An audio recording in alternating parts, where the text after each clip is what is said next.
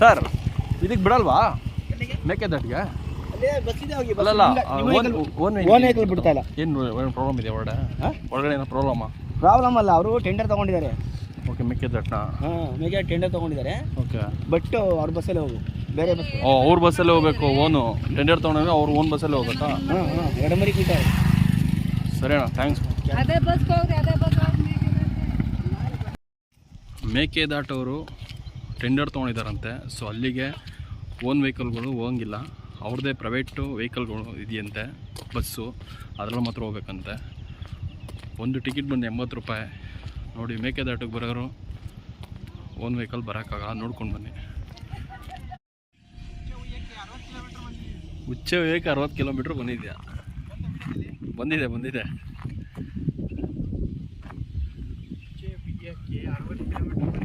But ಅದೇನೋ ಅಂತಾರಲ್ಲ, ಹೋಗೋ ದಾರಿಗಿಂತ ಹೋಗ್ತಾ ಇರೋ ದಾರಿನೇ ಸೂಪರ್ ಆಗೈತೆ. ನನಗೆ ಈ ಜಾಗನೇ ಸಖತ್ತಾಗೈತೆ.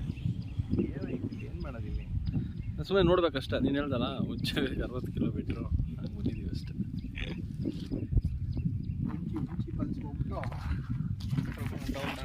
ಅಷ್ಟೆ. ನಾವು ಬೆಂಗಳೂರಿಂದ ಬಂದಿರೋದು.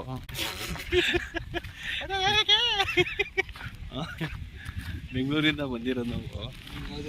ಯಾವುದು ಅಲ್ಲಪ್ಪ, ನಾವೆಲ್ಲಿಗೆ ಬಂದಿದ್ದು? ಚುಂಚಿ ಫಾಲ್ಸ್ ಅಲ್ಲ, ಮೇಕೆದಾಟ. ಮೇಕೆದಾಟಕ್ಕೆ ಬಂದಿರೋದು. ದಾಟಕ್ಕೆ ಬಿಟ್ಟಿಲ್ಲ.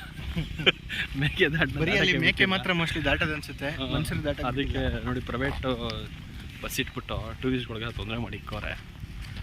ನಾವೆಲ್ಲೂ ಕೇಳಿರಲ್ಲಪ್ಪ, ಇನ್ನೂ ಯಾವುದೇ ಪ್ಲೇಸ್ಗಳಿಗೆ ಥರ ಮಾಡಿದ್ದಾರೋ ಗೊತ್ತಿಲ್ಲ. ಓನ್ ವೆಹಿಕಲ್ಸ್ ಹೋಗಿ ಬಂತೆ.